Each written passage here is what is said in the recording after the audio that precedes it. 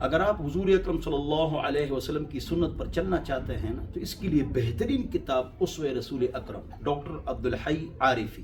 یہ بزرگ ہیں، بڑے ہیں، جسٹس تقی عثمانی صاحب کے، صدر ذی الحق مرحوم صاحب کے، اور حکیم سعید صاحب ہمدرد والے ان کے بڑے ہیں، اور جسٹس مفتی تقی عثمانی صاحب کے، اور تھانوی صاحب سے انہوں نے دین اور تقوی حاصل کیا ہے.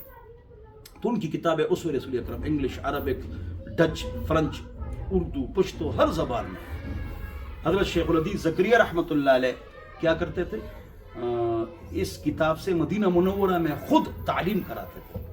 اللہ اکبر. حضور کا اٹھنا بیٹھنا، چلنا پھرنا، شادی غمی، حکومت رعیت، تیل لگانا، کپڑے پہننا، چلنا، شادی، عقیدہ، عبادت، معاشرت، معیشت، اخلاق، سیاست، حکومت، طہارت، استنجا، وضو، غسل، تیمم، نماز، روزہ، حج، زکات، ہر چیز اس میں.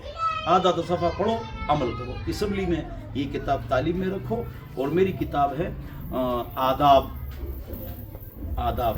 میں نے اس پر کتاب لکھی ہے. تو وہ جو کتاب ہے نا، تو وہ بھی مجھ سے واٹس ایپ پر مانگ لو، میں آپ کو بھیج دوں گا. اسمبلی میں اس کی تعلیم کرو. اس میں اختلافی باتیں نہیں ہیں.